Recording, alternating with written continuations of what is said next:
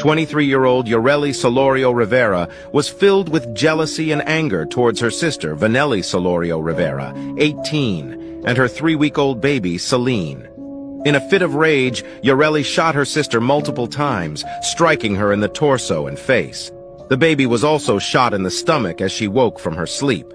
Yoreli and her boyfriend, Martin Arroyo Morales, 26, are accused of the double murder. During a taped interview with detectives, Yoreli expressed her growing resentment over the attention her sister and the baby received from their parents. Feeling unable to tolerate it any longer, she took the drastic step of shooting them. Yoreli then handed the gun to her boyfriend, who fled from the scene. The police later found the discarded weapon with Yoreli's assistance. When law enforcement arrived, they discovered the lifeless bodies of Yaneli and the infant. Yoreli initially denied any involvement in the shooting and tried to divert suspicion towards other potential suspects. However, during a subsequent interview, she broke down and confessed to the crime, revealing her frustration with the attention her sister and baby received while her own children were seemingly ignored. Testimony from a younger sister revealed a history of ongoing disputes between Yoreli and Yaneli. The sister witnessed the shooting and saw Yoreli's boyfriend fleeing with the gun, but initially withheld this information due to fear of retaliation. Eventually, she shared the details with the police. Okay, this one's pretty disturbing. 2 YouTubers are getting some backlash tonight for reportedly charging people to view Gannon Stauch's autopsy photos. So Gannon was killed in 2020 in Colorado Springs. Well, back in May, his stepmother, Letitia Stauch, was found guilty and sentenced to life in prison for his murder. Now 2 YouTubers are reportedly charging their patrons to view the gruesome autopsy photos, and people are absolutely furious. One of the YouTubers addressed the backlash in a now deleted post on YouTube defending her actions. It reads in part, quote, "The reality of the situation is that different people feel differently about this." What do you think? Terrifying last words people said right before passing away. An ER physician says he's heard many last words before, but this one was the most terrifying. There was a man who was taking his last breaths as he succumbed to renal failure. And right before he passed away, he said, "I see a bright light, horses, no eyes." Then he started screaming, "No, no, no." And as he yelled, he suddenly woke up, looked up towards the ceiling, and with his last breath said, "I understand." Then right after, he passed away. According to this ER physician, this could be provoked by certain neurotransmitters during organ failure. But sometimes he still thinks that maybe that patient saw more than we're led to believe. Let me know if I should make a part 2 and follow for more. The chilling story of a mother and daughter brutally murdered 12 years apart. For the first time, hear from the one person who may have been able to prevent it. This girl's blood is on my hands. Death strikes twice on the new episode of Crime Files. Tomorrow at 7 and 9 p.m. This is the truth behind the Tooth Fairy. Now everyone knows who the Tooth Fairy is. Once you lose a tooth, you put it under your pillow and she comes in the middle of the night to take it and give you money. But what if I told you the Tooth Fairy is much more scarier than that? And that the Tooth Fairy has a much darker backstory. The story goes that a kid lost 2 of their teeth in the same day and proceeded to tell her parents that she lost both of her teeth. Now this was the first time she ever lost any teeth, so her parents told her what to do with them and put them under her pillow for money. So she proceeded to do that, and a couple hours later she was getting ready for bed. Her parents tucked her in and she was about to fall asleep, but that's when she sees her door creak open. It's super dark in her room so she can't see anything, but she squints her eyes to look at the doorway and sees something standing there. But then her door proceeds to fully open and you won't believe what was at the door. Hit the plus button for a part 2. A 16-year-old boy in Colorado has been charged as an adult after allegedly shooting and killing his ex-girlfriend when she tried to break up with him, according to the Weld County District Attorney's Office. On June 16th, the boy, Giovanni Cirio Cardona, was captured on camera running towards the 15-year-old victim's trailer park home. He reportedly climbed through her bedroom window, prompting her to warn her younger brother to flee. The victim's brother stated that Cirio Cardona fired multiple gunshots at his sister in the hallway and was seen standing over her. Allegedly, Cirio Cardona took the victim's brother's phone to prevent him from calling 911 and requested his help in moving the body. Once he left, the brother ran to a neighbor's house to alert the police, but the victim, Lily Silva Lopez, was pronounced dead at the scene. According to Silva Lopez's mother, their 6-month relationship with Sirio Cardona had a history of violence. The affidavit revealed an incident where Sirio Cardona allegedly put a gun barrel in Silva Lopez's mouth when she expressed her desire to break up. Additionally, just 6 days prior to the shooting, police were called to Silva Lopez's home after she reported that Sirio Cardona had punched her in the face and injured her arms. Sirio Cardona has been charged with first-degree murder, second-degree murder, first-degree burglary, aggravated robbery, and possession of a handgun by a juvenile. His bond has been set at $2 million, and a status conference is scheduled for August 3, 2023. It is unclear if he has entered a plea or retained an attorney to represent him.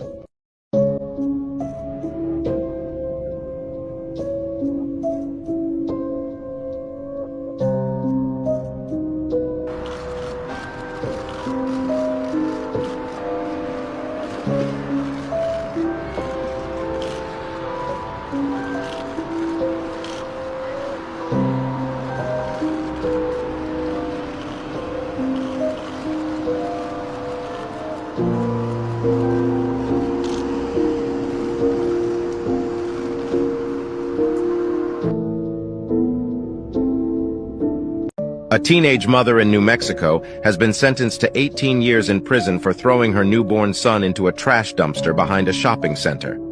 However, 2 years of the punishment were suspended due to mental health concerns and the defendant's age. The 19-year-old Alexis Avila was convicted of child abuse involving great bodily harm. Her public defender argued that her actions were not premeditated and that an undiagnosed mental health disorder played a role.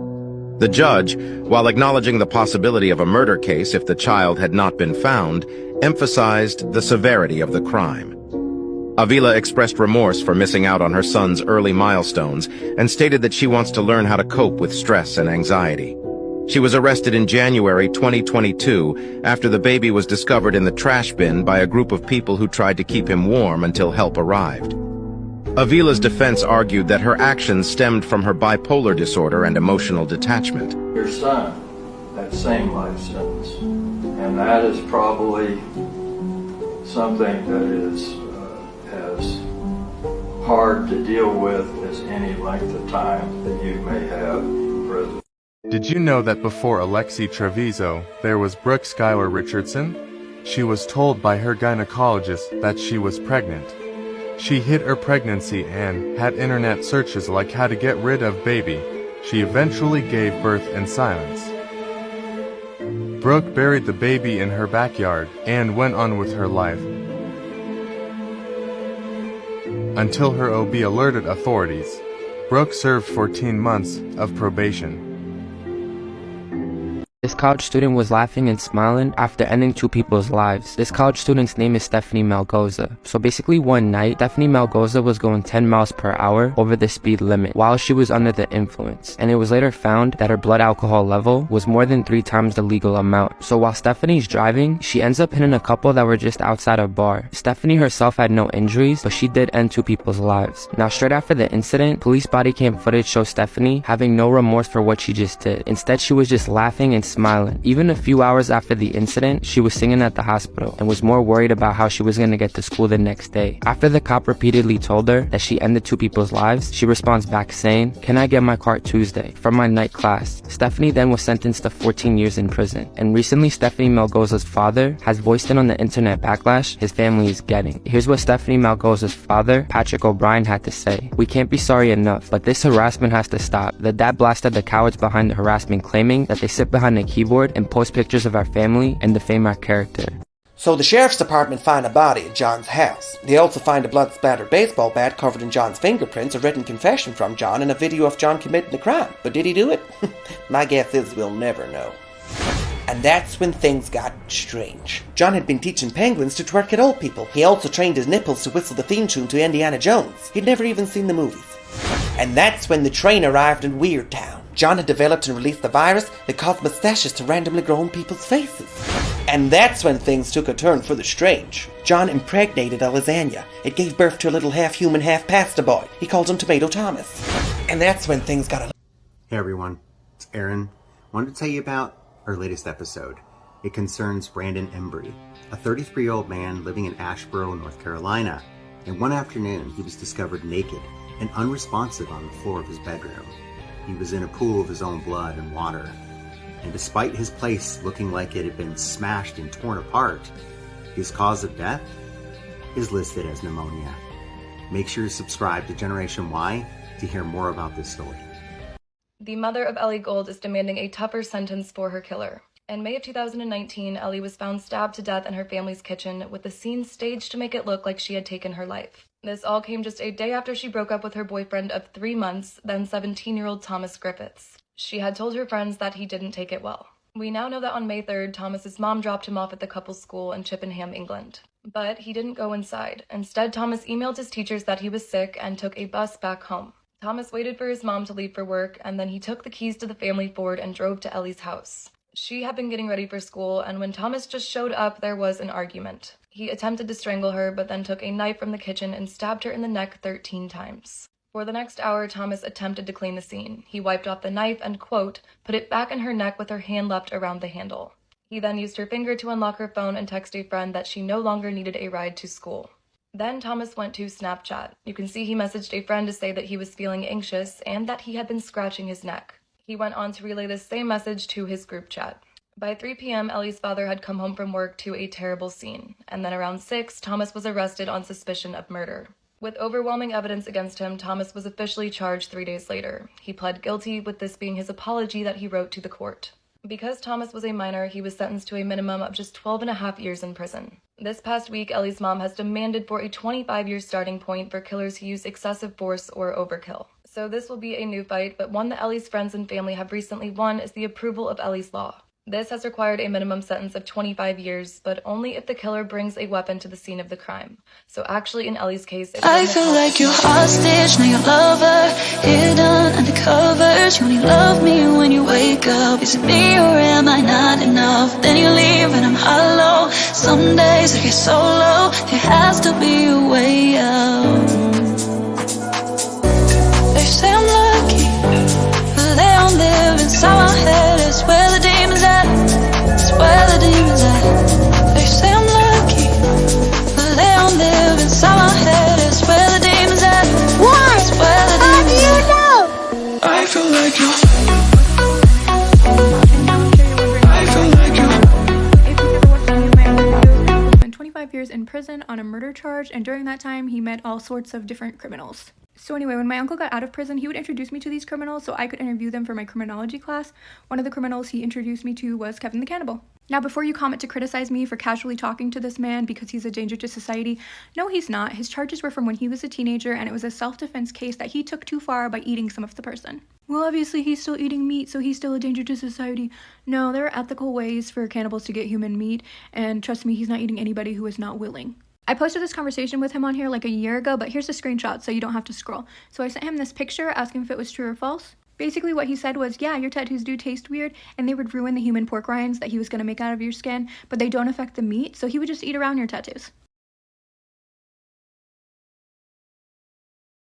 Grady Judd says Joel and Jasmine Rondon left a 4th of July party with their 3 kids, ages 8, 6, and 18-month-old, to return to their Winchester Estates home in North Lakeland at 2 a.m. The couple began unloading the car. Jasmine told Joel to bring the baby inside while she put the 2 older kids to bed.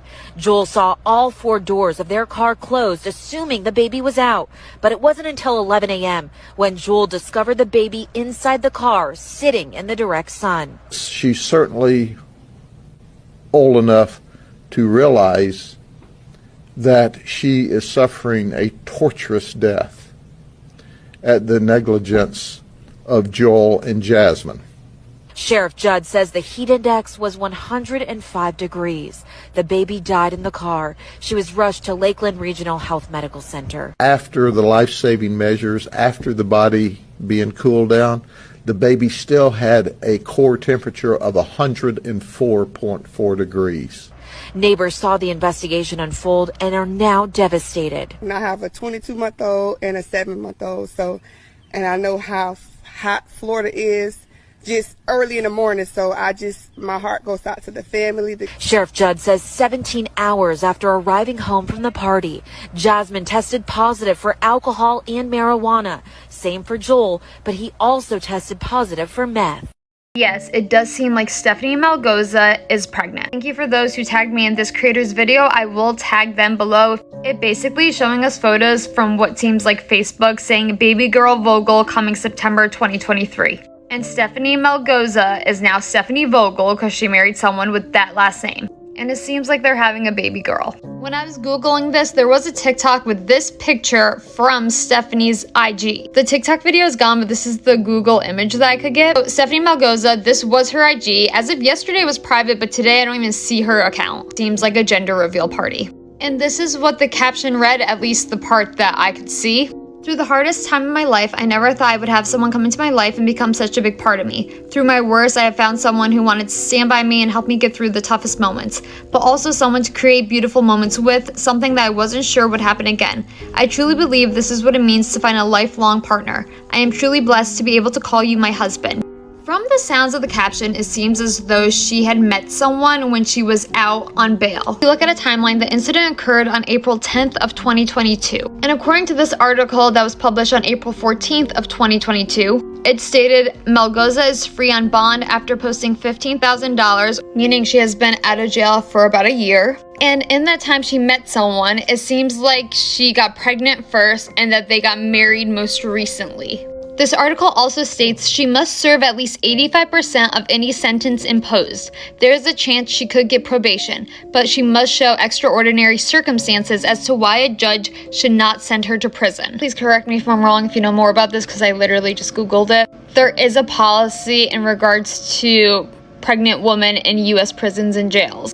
It says usually pregnant women are typically transported to community-based providers for prenatal care, and women in labor are transferred to medical facilities for delivery. She has good behavior and she has a child, they'll feel sorry for her. Or based off of the body cam footage, I could see her thinking she wasn't going to go to jail. So she just kept on living her life like a normal person after killing 2 innocent human beings.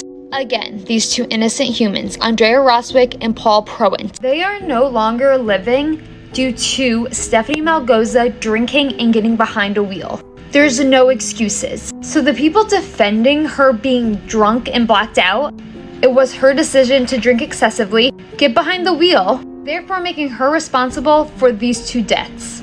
I will also make a video about what was said in the courtroom.